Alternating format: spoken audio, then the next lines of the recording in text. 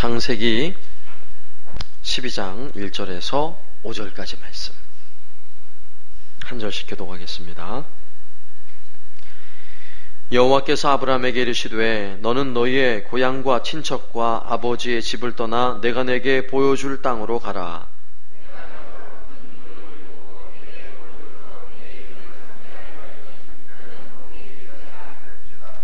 너를 축복하는 자에게는 내가 복을 내리고 너를 저주하는 자에게는 내가 저주하리니 땅의 모든 족속이 너로 말미암아 복을 얻을 것이라 하신지라.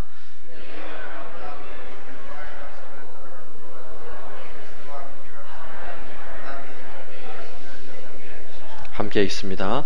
아브라함이 그의 아내 사레와 조카 롯과 하란에서 모든 소유와 얻은 사람들을 이끌고 가나안 땅으로 가려고 떠나서 마침내 가나안 땅에 들어갔더라. 아멘. 네, 우리는 지금 수요일마다 이 시간을 통해서 우리가 1대1로 하나님의 말씀을 잘 가르쳐 보기 위해서 지금 배우는 시간을 가지고 있습니다. 8번째 주제로 이제 하나님의 자녀라는 주제를 가지고 살펴보려고 합니다. 그래서 항상 여러분이 받으신 그 교환의 첫 번째 나눔이라는 질문은 서로에게 대화의 문을 열 수 있는 그런 질문들을 던져놓고 아주 가볍게 대화를 하면서 이 교제가 이제 시작되어집니다. 이런 주제로 이제 이야기를 해보면 좋을 것 같아요. 부모님에 대한 추억을 이야기해 봅시다. 누구나 부모님에 대한 좋은 추억들이 있을 거예요. 뭐 나쁜 추억보다는 좋은 추억을 얘기하는 게 좋습니다. 거기에 우리가 뭐 아시는 분은 아시겠지만 심순덕 씨의 엄마는 그래도 되는 줄 알았습니다 라는 시가 있는데 그 시의 일부분만 제가 발췌해 왔어요. 왜냐하면 읽어보면 그래 우리 엄마가 그랬지 이런 마음이 들기 때문에 발췌를 해왔습니다. 한번 제가 읽어드릴 테니까 한번 들어보세요. 엄마는 그래도 되는 줄 알았습니다. 하루 종일 밭에서 죽어라 힘들게 일해도 엄마는 그래도 되는 줄 알았습니다. 배부르다 생각 없다 식구들 다 먹이고 굶어도 엄마는 그래도 되는 줄 알았습니다. 손톱이 깎을 수조차 없이 닳고 문드러져도 엄마는 그러면 안 되는 것이었습니다. 다 공감하는, 그죠? 우리 모두가 공감할 수 있는 그런 엄마를 회상하는 그런 시인데 전문은 아니에요. 일부분만 제가 발췌해 왔는데 여러분 이런 시를 읽고 나니까 엄마든 아버지든 혹시 생각나시죠? 새록새록 생각이 나요. 맞아 우리 엄마가 그랬지. 뭐 살아계신 분도 계시고 또 이미 뭐 천국 가신 분도 계시고 할 텐데 그런 생각이 나요. 그런 이제 이야기를 나누면 좋을 것 같은데 원래 이제 설교 시간에 제가 개인적인 뭐 가정사나 이런 얘기하는 거는 별로 안 좋아해요. 안 좋아하는데 이건 이제 성경 공부 이 교환을 이끌어가야 되는 그런 내용이니까 제가 간단히 얘기들을 좀 하는데 저희 어머니도 저한테 아주 좋은 추억을 몇 가지를 남겨주셨는데 저희 어머니는 기도를 나름대로 열심히 하세요. 저희 어머니 열심히 하시는 분인데 교회 근처에 살다가 좀 멀리 이제 이사를 왔어요. 교회는 제가 모교에 다니던 시골 교회는 아주 촌구석이고 제가 시골 얘기 가끔 하잖아요. 엄청 시골이에요. 제가 엄청 시골이라 대전시인데도 제가 살았던 어린 시절 얘기를 하면 우리 아내가 늘 그래요. 그 얘기 좀 그만하라고. 어느 시대 사람이냐고. 그런 얘기를 하면은 우리 김가비 권사님하고 대화가 통해요. 그죠? 제가 정말 시골에 살았어요. 어릴 적에. 그런데 살다가 좀 시내로 이사를 오면서 이제 교회하고는 굉장히 멀어졌죠. 교회를 가려면 적어도 1시간 정도는 걸어가야 되는 그런 이제 시내로 이사를 오게 됐는데 어느 땐가부터 어머니가 하루 일과를 다 마치고 저녁밥 다 차려놓고 설거지까지 다 하시고 밤에 어딜 나가시는 거예요. 처음에 어디 나간지 몰랐어요. 근데 나중에 어머니 밤늦게 어디 가세요? 그랬더니 교회 기도하러 가신다는 거예요. 교회 기도하러. 그래 한 8시쯤 가면은 가는데 1시간 오는데 1시간 뭐 기도하고 오면 거의 뭐 11시 12시가 다 돼서 들어오시는 거죠. 근데 그렇게 뭐 며칠 동안 기도했는지 지금은 잘 기억이 안 나지만 뭐 하여튼 40일 이상, 적어도 한 100일 이하 그 사이에 아마 기도를 좀 하셨던 것 같아요. 굉장히 오랫동안 저녁마다 기도를 하러 가셨는데 저는 왜 기도하러 가는지도 몰랐어요. 왜 기도하러 가는지도. 그러니까 아들이 무심한 거예요, 이렇게 자식이. 그죠? 그렇게 갈 정도라면 어머니가 굉장히 중요한 기도 제목이 있을 텐데 그때는요, 그 기도 제목이 뭔지도 몰랐고 관심도 없었고 그냥 기도하러 가시는 것보다 이 마음밖에 없었어요. 그런데 나중에 시간이 지나고 나서 저도 애를 낳고, 제가 낳은 게 아니지만 자식을 키워보고 또 자식을 위해서 기도하면서 생각을 해보니까 그 마음을 좀 알겠어요. 그 기도하신 그 어머니의 마음이 그런 마음이겠구나, 이런 마음이 들었는데, 이런 얘기를 하시면 된다는 거예요. 이렇게. 자, 이런 부모와 자녀 간의 관계는요, 성경 속에서도 아주 자주 등장해요. 특히 하나님과 우리 사이의 관계를 부모 관계로 묘사하고 있죠. 하나님은 우리의 아버지시고 우리는 그분의 자녀, 이런 표현이 성경에 너무나 자주 등장해요.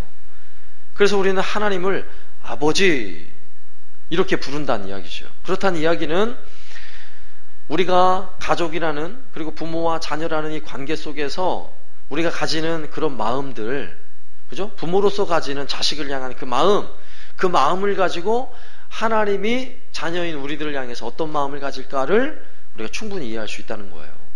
그죠? 그런 의미에서 오늘 주제, 하나님의 자녀. 과연 하나님의 자녀라면 과연 하나님과 우리 사이에는 도대체 어떤 일이 있는 건가, 이 주제를 살펴보려고 합니다. 이 주제를 다루기 위해서 창세기 12장에 아브라함을 부르신 사건으로 우리가 이제 가봐야 돼요. 창세기 12장, 아주 유명한 말씀이죠. 하나님께서 아브라함을 부르신 아브라함의 소명에 관한 그런 성경인데, 우리가 조금 전에 읽었던 말씀에 1절 말씀에 보면 여호와께서 아브라함에게 이르시되 너는 너의 고향과 친척과 아버지의 집을 떠나 내가 내게 보여줄 땅으로 가라. 자, 이렇게 아브라함을 부르시면서 아브라함에게 처음 하셨던 하나님의 말씀이에요. 자, 이 말씀 1절 말씀을 가지고 우리 첫 번째 질문, 하나님께서 아브라함을 부르시면서 무엇이라고 지금 말씀하고 계세요? 지금 읽었죠, 1절에. 뭐라고 말씀하시냐면 고향과 친척 아버지 집을 떠나라, 이렇게 말씀하고 계세요.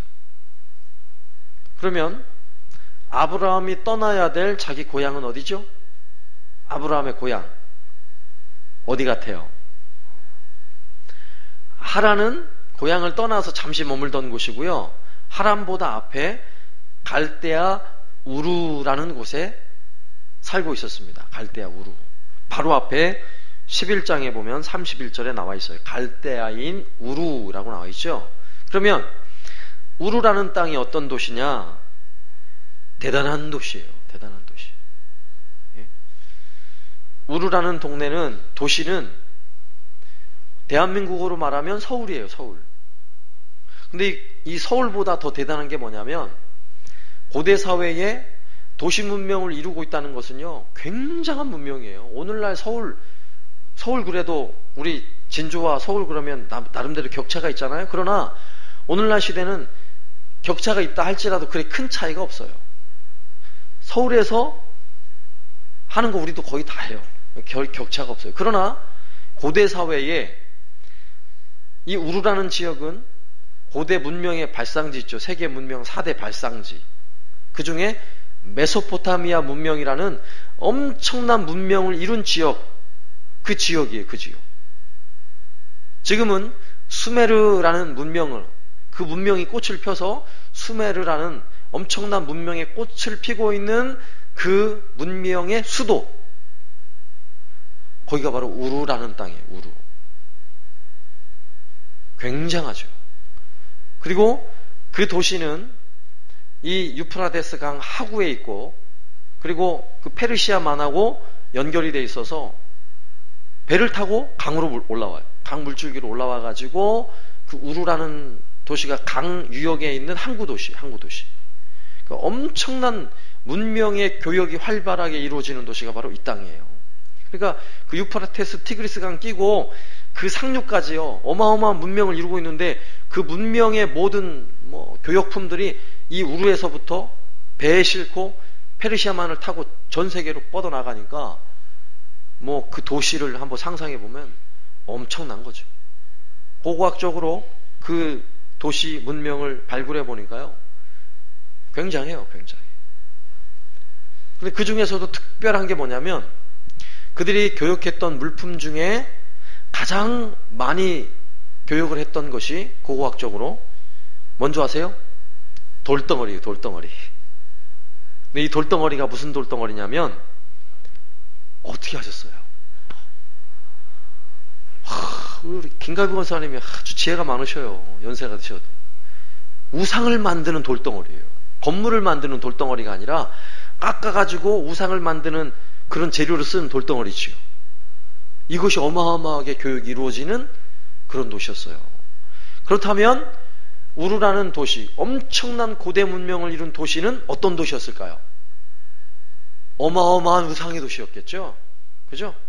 그리고 고대 문명을 이루었을 때 고대 문명과 함께 최고로 발달하는 게 뭐냐면 이런 우상 섬기는 일이에요. 그 아브라함이 살고 있던 고향 우르라는 동네는요 정말 우상으로 아주 득실득실한 우상의 도시. 그러나 최고의 문명을 이루고 있는 도시, 정말 부유한 도시, 온갖 쾌락과 환락이 넘쳐나는 도시. 다른 곳에서는 전혀 맛볼 수 없는 그런 문명 혜택을 누리는 도시가 바로 우르라는 도시인 겁니다. 바로 지금 거기를 떠나라 이렇게 얘기를 하고 있는 거예요. 그리고 성경에는 나와 있지 않지만 유대인의 전승에 따르면, 여기서 유대인의 전승이라는 것은 유대인들이 나름대로 역사책과 같은, 이 성경에도 구약 성경은 유대인들도 지금도 똑같이 읽잖아요. 똑같아요.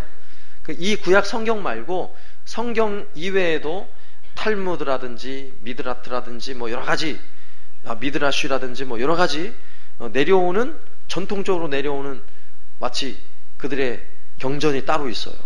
외경이라고도 부르고 또 내려오는 그런 경전이나 이런 것들이 있는데 그 기록에 보면 아브라함의 아버지 데라는 무슨 장수?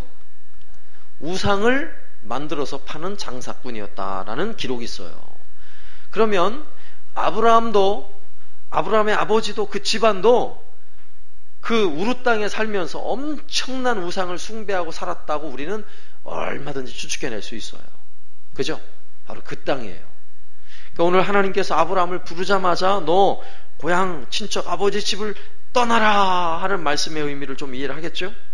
그죠? 그러면서 떠나라는 말씀과 동시에 또 뭐라고 말씀하세요? 내가 너에게 보여줄 땅으로 가라 이렇게 명령하고 계세요. 가라.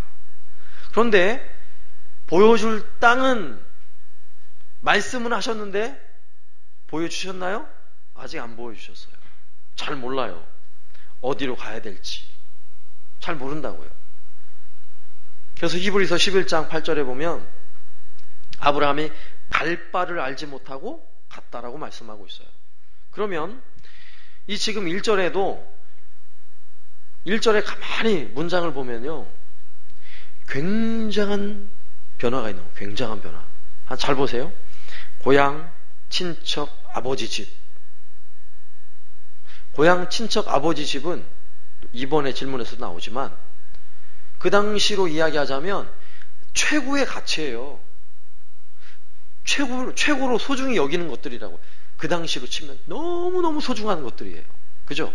그런데 너 내가 보여줄 땅으로 가라. 이건 뭐예요?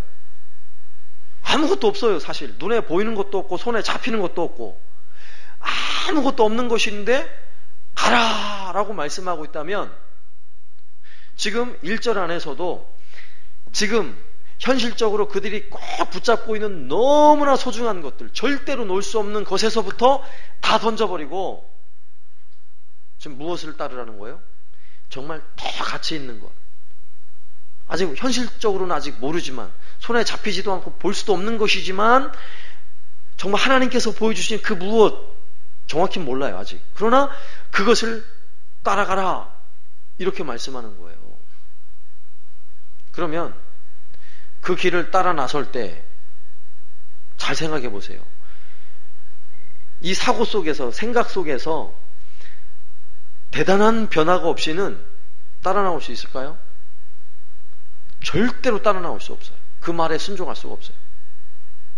지금 현실적으로 붙잡고 있는 제일 소중한 것들인데 어떻게 이걸 다 던져버리고 아무것도 없는데 가라 그런다고 나설 수 있냐고요. 근데 따라 나선다는 것은 더 놀라운 가치를 기대하고 있는 것입니다. 지금 그걸 우린 믿음이라고 그러는 믿음.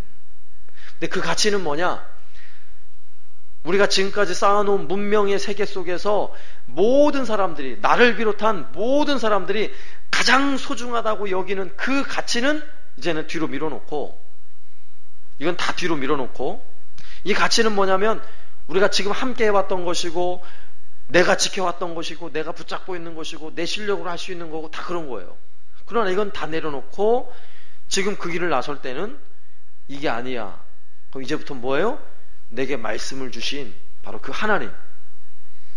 아브라함이 아직은 잘 모를 거 아니에요. 그분이 누군지를. 그죠? 잘 모르지만 그분이 더 가치가 있고 그 하나님이 더 분명하고 더 확실하다는 믿음이 없이는 나설 수 없는 거예요. 그죠? 이게 1절에서 엄청난 가치의 변화예요. 지금 변화. 그러나 눈에는 전혀 보이지 않아. 드러나는 게 전혀 없어 보여요. 아시겠죠? 우리가 가지는 믿음이라는 것도 바로 그런 거예요. 믿음. 하나님의 믿음을 가져서 하나님의 자녀가 된다는 것도 바로 그런 것이라고요. 내가 지금 꼭 붙잡고 있는 거 다 던져놓고서라도 이제 최고의 가치를 향해서 새로운 발걸음을 걸어가는 거예요. 이게 믿음이에요. 그러면 두 번째 질문에서 좀 더 구체적으로 한번 생각해 보죠. 보세요. 지금 아브라함 시대는 시족 중심의 사회예요. 부족 중심의 사회. 자, 시족 중심의 고대 사회에서 고향을 떠난다는 것은 어떤 의미를 가질까요? 고향을 떠난다는 것, 현실적인 문제를 한번 생각해 보세요. 시족 중심으로 물론 그 거대 문명을 이루는 그 도시 안에 살 때는 그 도시를 지키는 군대가 있고 하니까 보호를 받지만 여기서 떠나서 길을 가다 보면 어떤 문제가 생겨요? 서로 부족 간에 수도 없이 전쟁이 벌어지는 시대예요. 그죠? 그 성경에도 자주 나오잖아요. 서로 다른 부족 간에 전쟁이 나서 이기면 거부가 되는 것이고요. 지면 완전 망하는 거예요. 그동안 수많은 것들을 쌓아놔도 아무리 많은 재물을 가지고 있어도 전쟁이 붙어서 지면 다 끝나는 거예요. 다. 전부 다 끝나는 거예요. 그런데 고향을 떠나라고요? 안전상에 이거는 생명을 담보하고 있는 거예요. 생명. 죽기를 각오하지 않고는 나설 수 없어요. 그 길을. 오늘하고 달라요. 오늘은 뭐 가라 그러면 어디 가도 인권을 다 어느 정도 보장해 주고, 그죠? 저 북한 같은 데 가지 않는 이상은 웬만한 데서는 다 인권을 보장해 줘요. 그러나 이때는 그런 게 없는 시대거든요. 힘세면 다 내 거가 되는 거예요. 힘세면 데려다가 노예 삼는 시대. 그런 시대잖아요. 안전의 문제. 두 번째는 안전이 해결된다 할지라도 생계 문제, 먹고 사는 문제. 당장 고향을 떠나서 홀몸으로 떠난다면 아무 문제가 없지만 당장 식구들 다 데리고 가야 돼요. 그죠? 심지어는 짐승도 끌고 가야 돼요. 그러면 풀을 먹이려고 해도, 짐승들 풀을 먹이려고 해도 아무나 그냥 초장 있으면 막 풀 먹이라 그래요? 안 된단 말이에요. 안 돼요. 그 생계상에 심각한 문제가 생기는 거예요. 길을 떠나면서부터. 그리고 떠나려고 보면 그동안 내가 누려왔던 혜택들이 있잖아요. 엄청난 문명의 혜택을 누리는 그 우루 땅에서 예를 들어서 좋은 집을 짓고 내 영토를 가지고 거기에다가 아름다운 곳을 꾸며놓고 이러고 살았을 거 아니에요. 그리고 내가 가기만 하면 사람들이 인정해주고 전화는 없지만 뭐 가져와 그러면 가져오는 사람도 있고 굉장한 기득권이잖아요. 그래서 떠남과 동시에 아무것도 건질 게 없는 거예요. 내가 그동안 누렸던 것 다 포기해야 되는 거예요. 그리고 이 모든 것이 사실은 굉장한 모험이요, 도전이에요. 미지의 세계를 향한 모험이요, 도전인 거예요. 현실적으로 와닿는 거예요. 팍팍 와닿는 거예요. 그 아브라함이 고향과 친척과 아비집을 떠나라. 이런 의미, 이런 의미. 이것이 영적인 것에서 그 당시에도 나름대로 신앙이 있었으니까 영적인 면에서도 사실은 더 어려운 부분이 뭐냐면 그 당시에 샤머니즘, 일반 토속신앙으로는요, 우리를 지켜주는 신은 이 지역에 한정돼 있어요. 그리고 이 지역을 넘어가면 그쪽을 지켜주는 신이 따로 있다고 생각했어요. 그렇잖아요. 그러면 내가 지금 여기를 떠나면 더 이상 내가 지금까지 지켜왔던 내 신으로부터 내가 보호를 못 받는데요. 그죠?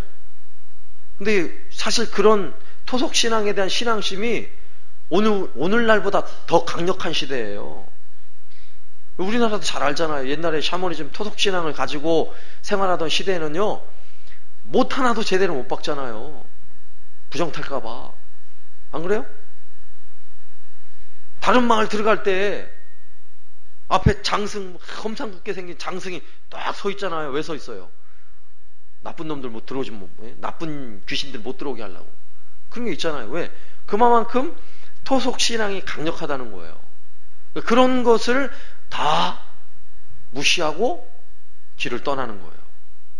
이게 아브라함이에요. 우리가 하나님의 자녀가 된다라고 말할 때는요, 우린 지금 하나님의 자녀가 돼서 별로 감각이 없고 그냥 그런가 보다 그러는데요, 이 창세기 12장에서 아브라함을 정말 하나님의 자녀로 부르신 사건을 가만히 생각해 보면 여기 예수 믿으려고 나온 사람들요, 정말 미친 사람들이에요. 이 말씀대로 보자면. 아니에요? 정말 그래요. 예수를 믿겠다고 나온 사람들은 오늘처럼, 이 본문처럼 그동안에 세상이 가지는 모든 가치, 세상이 그토록 목말라 하고 꼭 붙잡고 있는 이 모든 것 다 내려놓고 포기하고 뭐 이런 거 다 쓸데없어 라고 다 내려놓고 나는 오직 하나님만 바라보겠습니다 이러고 나오는 사람들이에요. 실감이 안 나시죠? 예? 요즘 너무 살기 좋은 시대라 가지고 실감이 안 나는 거예요. 정말 이 아브라함 같은 시대에 예수를 믿으려면 아주 이를 악물고 예수를 믿어야 되는 사람은 이게 실감 날 거예요. 근데 지금도 더러 그런 분들이 계세요. 집안에서 아무도 예수 안 믿는데 내가 예수를 믿음과 동시에 너 호적 파가라, 너 유산 아무것도 없다, 넌 내 아들 아니다. 때로는 뭐 형제들한테 두들겨 맞고 부모님한테 두들겨 맞아야 되는 상황이라면 이 아브라함의 마음을 실감할 거예요. 그죠? 내가 마저 죽더라도, 내가 부모님 유산 내가 하나도 못 물려받더라도 나는 그 가치를 내려놓고 나는 하나님 바라봅니다. 여기 계신 분들이 다 그런 분들이에요. 아니에요? 정말 실감이 안 나시는 것 같은데 좀 섭섭한데요. 그런 분들이에요. 여기 계신 분들. 예수를 믿겠다는 게 엄청난 거예요. 엄청난 거. 그럼 세 번째 질문. 그러면 하나님은 그런 아브라함을 부르시면서 어떤 약속의 말씀을 주시는지 한번 생각해 보세요. 여기서 약속의 말씀을 우리는 언약이라고 표현해요. 특히 하나님이 사람들에게 주셨던 약속, 그걸 언약 이렇게 표현하는데, 하나님의 언약은요 놀라워요. 어떤 의미에서 놀랍냐면 무당들도 귀신하고 나름대로 약속을 해요. 귀신하고. 그죠? 귀신하고 막 해요. 예수 귀신이 야 너 뭐 언제 뭐를 해라, 구슬해라, 뭐 소 한 마리 잡아라. 그러면 내가 그 병 낫게 해줄게. 이런 거 하잖아요. 그럼 모르는 게 정상이에요. 아니 귀신 정말 무당, 귀신의 도움을 입는 무당 정말 그렇게 해요. 그렇게 해서 정말 뭘 하나 얻어낸다고요. 그런데 귀신의 약속은 제가 몇 주 전에 얘기했죠. 하나 주고 몇 개 뺏어가요? 10개 뺏어가요. 하나 주고 10개 뺏어가요. 정말 그 집안에 애가 아파가지고 구슬했어요. 애가 병이 잠시 날지 모르지만 더 많은 것을 다 뺏어가 버려요. 이게 무당이에요. 귀신은 나쁜 놈이에요. 도둑놈, 도둑놈. 근데 우리 하나님이 주신 언약을 한번 잘 들어보세요. 어떤 언약인지 보세요. 2절 말씀인데 2절 말씀. 내가 너로 큰 민족을 이루고 내게 복을 주어 내 이름을 창대하게 하리니 너는 복이 될지라. 와, 너는 복이 될지라. 이게 엄청난 거예요. 왜 엄청난 거냐면 그냥 만약에 하나님께서 아브라함에게 아브라함아 내가 너에게 10억 줄게. 우리 뭐 10억만 준다 그래도 할렐루야 할 거 아니에요. 우리 같으면. 그죠? 아니 뭐 10억도 아니 야 1억만 주셔도 됩니다. 뭐 1억만 줘도 감사하죠. 그죠? 만약에 그렇게 했다 그러면 좀 사기성이 있어요. 근데 오늘 말씀에 보니까 너는 그냥 복이 될지라. 아예 그 존재를 복으로 바꿔버리는 거예요. 와, 엄청나잖아요. 엄청나. 사실 아브라함이 하나님께 할 일은 별게 없어요. 사실은 아브라함이 지킬 일은 뭐만 하면 돼요? 가기만 하면 돼요. 내려놓고 가기만 하면 되잖아요. 그런데 그렇게 가기만 하면 하나님이 아브라함에게 확실하게 주시는 약속은 뭐예요? 언약 뭐예요? 너 복이 될 거야. 와, 엄청나죠? 우리 하나님은 몇 개를 주시는 분이에요. 우리 하나님은 너 하나만 해라 하고는 우리한테 몇 개 주세요? 100개 가지고도 안 돼. 이거는 왕창 그냥 쏟아 부어 주시는 분이세요. 너 복이 될지라 그러셨잖아요. 그 다음에 또 3절에 보세요. 3절에 너를 축복하는 자에게는 내가 복을 내리고 너를 저주하는 자에게는 내가 저주하리니 땅의 모든 족속이 너로 말미암아 복을 얻을 것이라. 할렐루야. 엄청나죠? 엄청나요. 사실 아브라함에게 하나님이 주시는 그 복은요, 너 복의 근원, 복의 존재로 만들어 주시고 아브라함을 통해서 모든 족속, 모든 나라, 모든 민족이 복을 받게 해주시겠다는 거예요. 그러면 보세요. 원래 복의 주인이 누구예요? 하나님이시잖아요. 복의 주인이 하나님이에요. 근데 아브라함에게 너 복된 존재야. 이게 무슨 의미예요? 무슨 상속자? 하나님의 상속자예요. 하나님의 상속자가 아니면 복의 존재를 만들 수가 없지요. 하나님 상속자예요. 자, 하나님의 상속자, 하나님의 자녀니까 하나님 마음은 어때요? 내 자식에게 마음이 가는 거예요. 내 자식에게 눈이 머무는 거예요. 그래서 너를 축복하면 내가 그를 축복할 거야. 너 저주하지? 내가 끝장낼 거야. 여러분, 이 부모 마음 여러분 이해하시죠? 너무 잘 이해하죠. 네? 우리 자식들을 위해서 유치원에 학예 발표에 가서 재롱잔치 하고 이러면 누구만 봐요? 옆집 애는 별로 신경 안 써요. 좀 실수해도 신경 안 쓰고 뭐 잘해도 별로 신경 안 써요. 뭐 예쁜 옷을 입어도 별로 신경 안 쓰는데 우리 집 애는 어떻게 해요? 우리 집 애는요, 막, 언제 나오나? 시간 지나면서 우리 집 애 언제 나오나? 벌써 대기하고 있으면 야 저기 대기하고 있네. 벌써 보이잖아요. 안 그래요? 애만 그래요? 군대 가서 이제 훈련소 끝나고 그죠, 권사님? 은호 훈련소 끝나고 그 운동장에 똑같은 옷을 입고 쫙 줄 서 있으면요, 누가 누군지도 몰라요. 근데 엄마는 찾아요. 딱 찾아요. 와, 왜요? 자식에게 눈이 가거든요. 다 똑같은데 사실 뭐 모자 쓰고 똑같은 색 눈밖에 안 보이는데 어떻게 그걸 찾냐고요. 근데 딱 찾아내요. 그죠? 이게 하나님 마음, 하나님 마음. 자녀를 향한 하나님 마음. 바로 그 약속을 하고 있는 거예요. 3절에서 너 축복하면 내가 축복할 거지만 너 저주하면 내가 다 끝내는 거야. 하나님은요, 쏟아 부어주세요. 하나님 자녀를 삼으시고는. 그러니까 아브라함이 가지는 복은 이거는 말로도 할 수 없는 거예요. 말로. 이게 믿음의 복이에요. 우리가 지금 하나님 앞에 나와서 믿음을 가지고 이 자리에 앉아있는 이유가 뭔지 아세요? 이 복을 누리고 있는 거예요. 이 복을. 우리나라가 아무리 최순실이가 실세라 하더라도, 비선 실세로 막 수천억을 챙기고 하더라도 하나님은 누굴 주목하고 계세요? 우리를 주목하고 계세요. 우리를. 예? 하나님의 자녀를 주목하고 계세요. 상관없어요. 최순실이가 뭐라 하든 아무 상관없어. 하나님은. 하나님의 마음은 자녀들을 주목하고 계시요. 이게 하나님 자녀예요. 하나님 자녀. 그럼 네 번째 질문이에요. 하나님의 자녀가 되는 것은 부르심에서부터 시작됩니다. 자, 아브라함이 나 자녀 삼아주세요 이러면서 하나님한테 달려왔어요? 아니잖아요. 하나님이 불러주셨어요.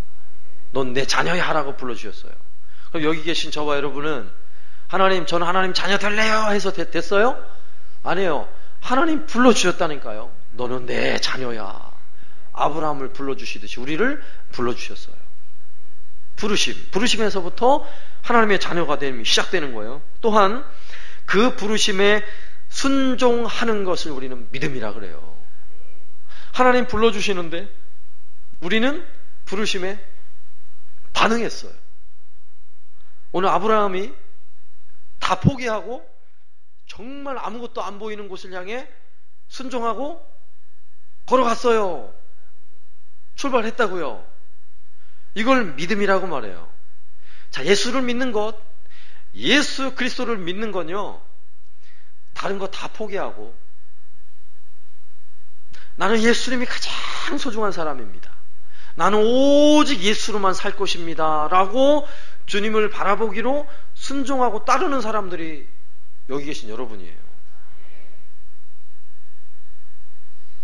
우리 그러니까 엄청난 은혜와 복을 하나님으로부터 약속받은 사람들이에요. 자, 그러면 아브라함이 그런 하나님의 약속의 말씀을 받고는 어떻게 순종하고 있는지 보세요. 어떻게 순종하는지 4절 말씀해 보면, 자, 이에 하나님의 그 말씀을 다 듣고 언약을 들었어요. 약속의 말씀을 듣고 이에 아브라함이 여호와의 말씀을 따라갔고 롯도 그와 함께 갔으며 아브라함이 하란을 떠날 때에 75세였더라. 자, 하나님 부르신 대로 아브라함이 반응을 하고 있다는 것입니다. 근데 정확하게 성경은 뭐라고 말씀하냐면 아브라함이 누구의 말씀을 따라갔고 여호와의 말씀을 따라갔고. 할렐루야. 네? 우리가 바로 어떤 사람들이에요? 하나님의 말씀을 따라갔고. 하나님 말씀을 따르는 사람들 아니에요. 네? 하나님 말씀을 따르는 사람. 아무것도 보이지 않아도 전혀 아직 현실적으로 내 손에 잡히는 게 아무것도 없어도 따라가는 거예요. 따라가는 거예요. 그런데 4절 말씀을 가만히 보면 아브라함이 하나님 말씀에 완벽하게 순종했는지 한번 잘 보세요. 불순종하는 모습도 4절 말씀에 같이 포함되어져 있어요. 그 불순종의 내용이 뭐예요? 롯도 그와 함께 갔으며. 롯도 함께 갔다고요. 왜 이게 불순종일까요? 고향을 떠나고 뭐를 떠나라 그랬어요? 친척을 떠나라 그랬어요. 그러면 하나님은 아브라함의 가정을 부르신 거예요. 아브라함의. 그런데 조카 롯이 함께 따라 나섰어요. 그죠? 여기서 우리는 하나님이 우리를 부르실 때 절대로 내가 잘나서 부르지 않았다는 건 여러분 꼭 아셔야 돼요. 내 믿음이 강력해서 나를 부른 거 절대 아니에요. 아시겠죠? 내 믿음이 강력해서 부른 게 아니에요. 불러주셨으니까 믿은 거예요. 불러주셨으니까 믿었어요. 그러니까 내가 가지고 있는 이 믿음조차도 사실은 완벽한 믿음은 아니에요. 허물투성이에요. 사실은. 그렇잖아요. 내가 믿음을 가지고 기도도 하고 예배생활 하지만 사실 우리는 여전히 부족하잖아요. 아브라함이 이렇게 출발하면서 한 면에서는 순종하고 따라 나서지만 불순종의 길을 함께 가고 있는 것처럼.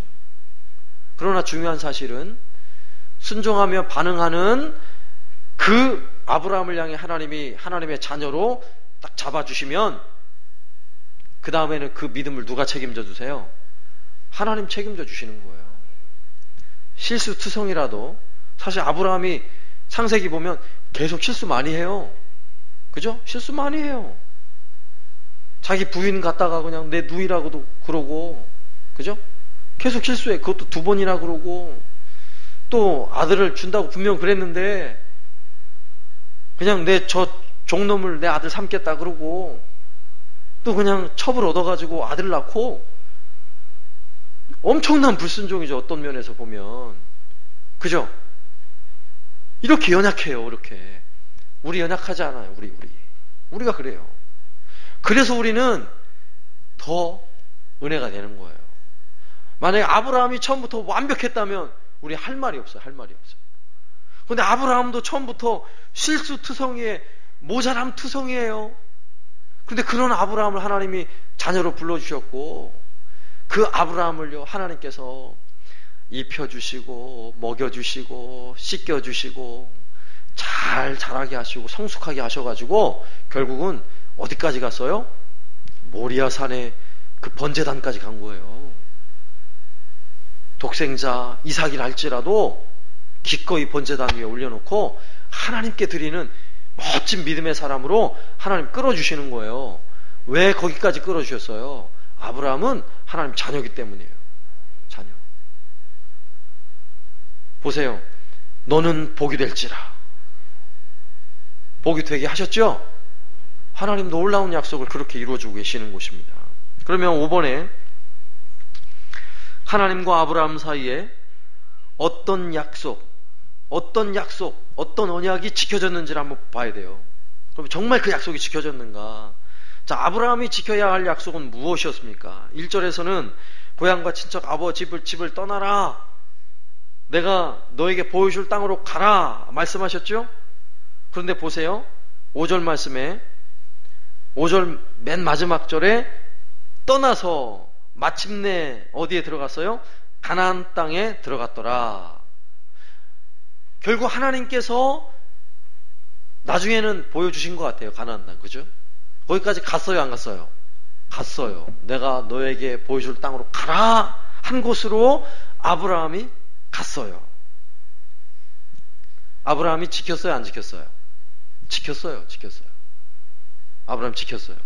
그러면 하나님은 그 약속을 지켜주셨나 한번 볼까요? 물론 뒤에 가서 살펴볼 수도 있지만 오늘 본문 속에 살펴봐야 돼요. 아브라함이 가나안 땅까지 갔을 때 과연 하나님이 정말 아브라함을 복이 될지라 그렇게 복이 되도록 만들어 가고 있는지, 아브라함에게 너를 축복하는 자를 축복하고 너를 저주하는 자를 내가 저주하리라 하셨던 것처럼 그렇게 하고 있는지 한번 보세요. 5절 말씀에 자, 아브라함이 그의 아내 사레와 조카 롯과 하란에서 모은 모든 소유와 얻은 사람들을 이끌고 가나안 땅으로 가려고. 보세요. 우르를 떠나 하란에 머물 때에도 하나님이 아브라함에게 복을 주셨나요? 안 주셨나요? 주셨어요. 보세요. 주셨잖아요. 조카 롯과 함께 이제 하란을 떠나는데 모은 모든 소유와 얻은 사람들을 이끌고 나왔다고 성경 말씀하고 있어요. 하란에 있을 때도 하나님은 엄청나게 복을 주셨고, 사실 하란에 있을 때나 떠날 때나 조카 롯이 함께 그 곁에 머무는 것을 사실은 하나님이 기뻐하는 일이 아니었음에도 불구하고 아브라함과 함께 있는 롯에게까지 하나님 복을 주세요, 안 주세요? 주셨어요. 나중에 뒤에 13장에 가서 보면 서로 더 이상 함께 지낼 수 없을 정도로 조카 롯의 짐승 떼도 엄청나게 번성을 하고 아브라함의 짐승 떼도 엄청나게 번성을 해서 더 이상 함께 지낼 수 없게 됐다고요. 눈에 확실히 보이죠.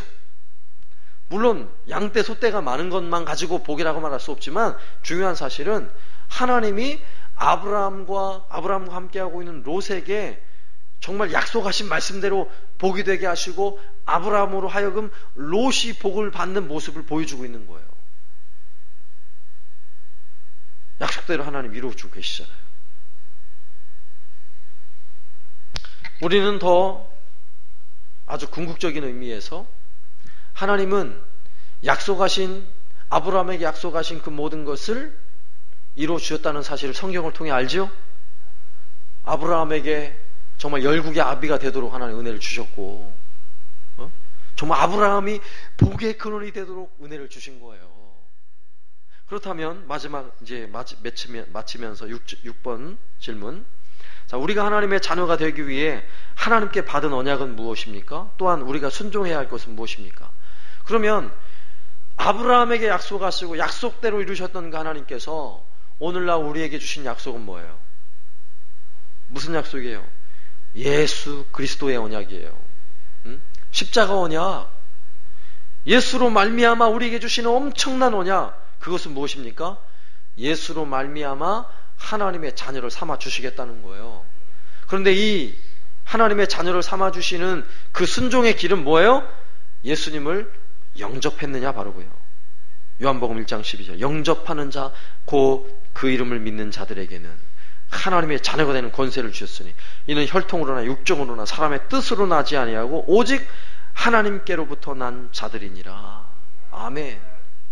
그러므로 내가 예수를 믿고 있다는 건요, 이미 엄청난 이 은혜 언약의 자리로 하나님 나를 불러주셨다는 거예요. 하나님의 자녀가 되는 이 엄청난 약속을 이미 우리에게 해놓으셨고 그 약속을 이미 이루어가고 있다는 것입니다.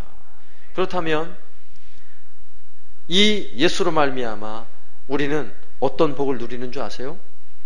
아브라함에게 주신 복을 누리는 거예요. 우리가 복이 된 거예요. 하나님의 자녀가 되었으니까 하나님의 자녀에게 하나님의 마음이 늘 머물고 하나님의 뜻이 머물잖아요. 그죠? 그래서 제가 자주 말씀드리는 내용이 있어요. 나 때문에 누가 복을 받는다? 누가 복을 받는다? 나 때문에 대한민국이 복을 받는 거예요. 아시겠죠? 내가 진주 사니까 진주가 복을 받는 거예요. 내가 진주 살아서 내가 복을 받는 게 아니라, 아시겠죠? 여러분이 일하는 일터가 왜 복을 받아요? 내가 그 일을 하고 있으니까 이 일이 복을 받는 거라고요. 아시겠죠? 지금 성경의 약속이에요. 아버지 되신 하나님의 눈이 어디에 머물고 있어요? 자녀들인 우리에게 머물고 있다고요. 예수 그리스도로 말미암아 자녀된 우리들에게 하나님의 눈이 머물고 계세요. 그리고 하나님은 너는 복이 될지라 복이 되게 하신 거예요. 아시겠죠? 이 나라가 안 되면 누구 때문에 안 되는 거예요? 최순실 때문에 안 되는 게 아니에요. 누구 때문에 안 되는 거예요? 나 때문인 거예요. 하나님의 자녀가 문제가 있는 거예요. 알겠죠? 하나님의 관심은 하나님의 자녀들에게 있습니다. 하나님의 자녀, 그 자녀에게 하나님은 늘 눈이 머물러 계세요. 우리 이미 그 엄청난 약속을 받아 누리는 사람들입니다. 우린 이제 예수로 말미암아, 예수 그리스도 그분의 이름으로 말미암아 이 엄청난 특권을 누리는 사람들 받아 누리시길 바랍니다. 우리가 사는 인생은요, 절절 매는 인생이 아니에요. 이제는 예수 이름, 그 이름 하나면 우리에게 능력이 있습니다. 하나님의 자녀가 되는 이 엄청난 복과 권세를 누리게 될 줄로 믿습니다. 그 예수님 더 잘 믿고 싶지 않으세요? 예수님 이 자리에 혹시 안 믿는 분 계세요? 안 계시죠, 이 자리는. 그렇게 얘기하라는 거예요. 여러분 혹시 이렇게 이제 서로 나누다가 혹시 예수님 너무너무 좋지 않으세요? 그 약속의 말씀 믿고 싶지 않으세요? 이러면서 정말 하나님 자녀가 되도록 요청하셔야 돼요. 초청하셔야 돼요. 아시겠죠? 이렇게 좋으신 하나님 자녀 안 되면 불행한 거예요. 불행한. 놀라운 사실은요, 하나님 자녀가 아니면 뭔 줄 아세요? 하나님 자녀가 아니면 뭔 줄 아냐고요? 마귀 자녀예요. 세상에는 딱 두 종류밖에 없어요. 하나님의 자녀냐, 마귀의 자녀냐. 영적인 의미에서. 아시겠죠? 이 엄청난 은혜, 오늘 이 수요 예배 오신 분들은 이 구원의 은혜, 하나님의 자녀된 이 엄청난 은혜가 마음속 깊이 새겨졌을 줄로 믿습니다. 아멘.